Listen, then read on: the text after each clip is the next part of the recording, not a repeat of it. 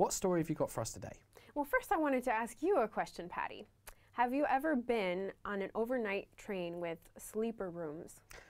I have, yes, but please don't ask any of the people I was on the train with how I behaved, but yeah, we'll move on. Well, my mom, for the first time in 30 years, took one of these trips, and she had a blast. If you haven't been on one of these sleeper trains, you have to try it out. So she went from Warsaw to Szczecin to visit some family.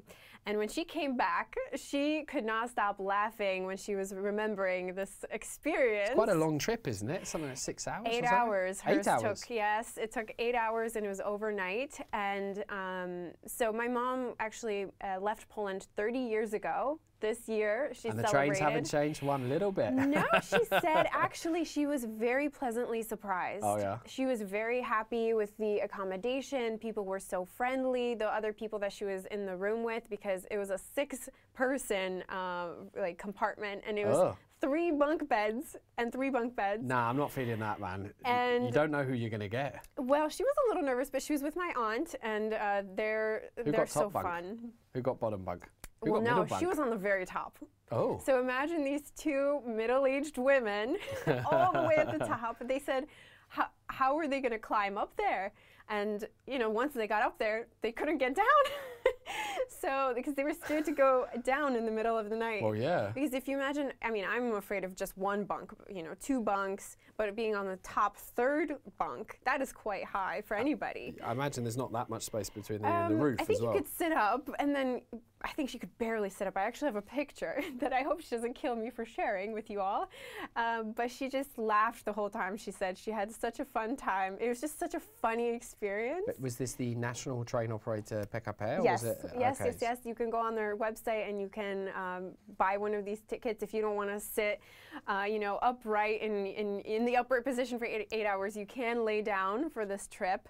But she was very surprised, and she remembers. I spoke to her a lot about the differences between Poland now and then, right? 30 years ago in the 90s, she said there weren't as many connections with trains or buses. People didn't have cars.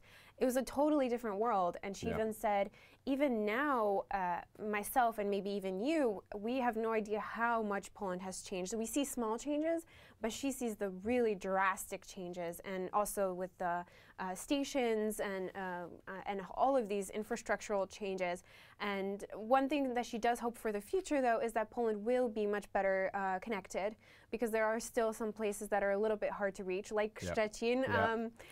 Which is when I do Hearts of Poland, or when I ask people, where's the one place in Poland you've never been to but you really know you should, it's always Szczecin. Like 96% of the time it's always Szczecin. Because, wow. I don't think I've actually been. God, this is embarrassing for me.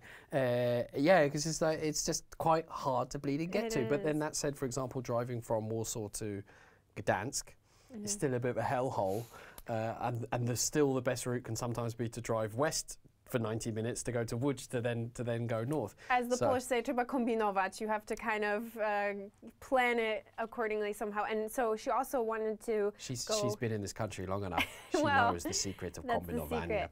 We should do we could do a discussion in a bit about that, because kombinowanie is a state of mind as much as anything. It is, so one of the other examples of hard connections is she went to Gdańsk, from Warsaw to Gdańsk, and then she couldn't get to Białystok, from Gdańsk to Białystok easily. So she had to go back to Warsaw to go to the 2 hours to Białystok. So a little bit complicated, and she spent a lot of times on these trains, but she had only good things to say about the service and everything like that. I imagine when she left, the way you got into a Polish train was by opening the window and asking a stranger to pull you in, because those are some of my favourite pictures of for example, at Christmas time.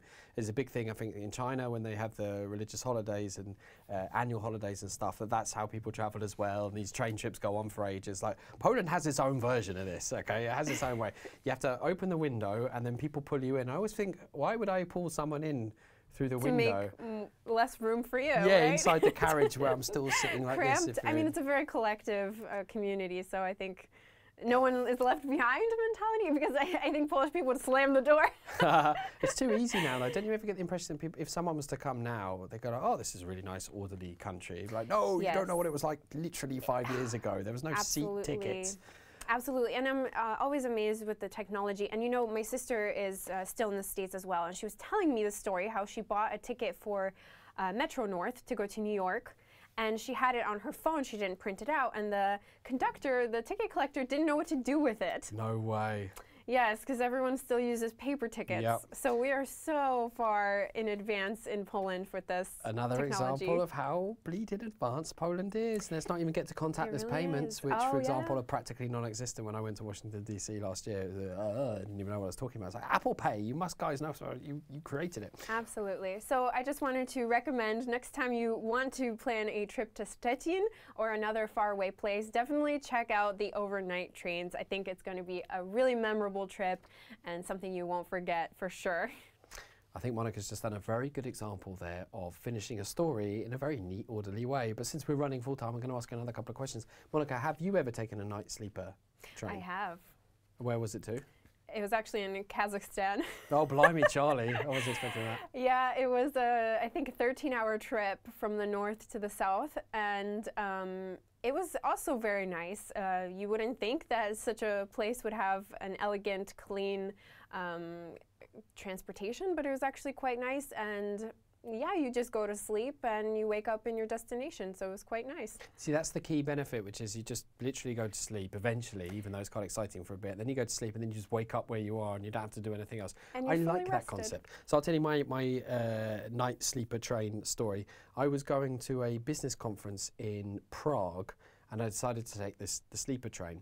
But I have a friend of mine who's an old hand in Poland. He's an expat with Polish roots, and he said, listen, you do have to drink vodka to get to sleep.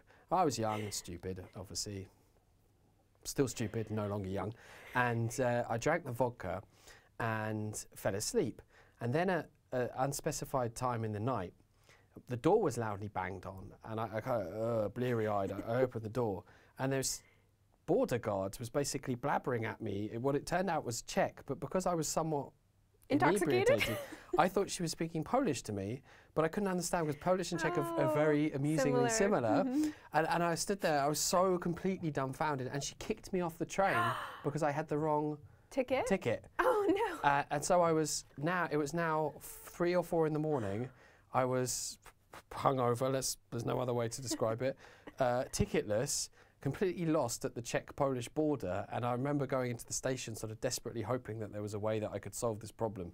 There was just a lot of homeless people, unfortunately, and sort of drunks and alcoholics there. It was a lonely time in my life. It does not sound like the kind of awesome story that your mum has. No, so moral of the story, make sure you have the right ticket. Yeah, or just drink less. I don't know what the... Well. You can draw lots of conclusions from that story, Monica. One of them is don't be me. And it's great to be young as well. And it's great to be in Kazakhstan.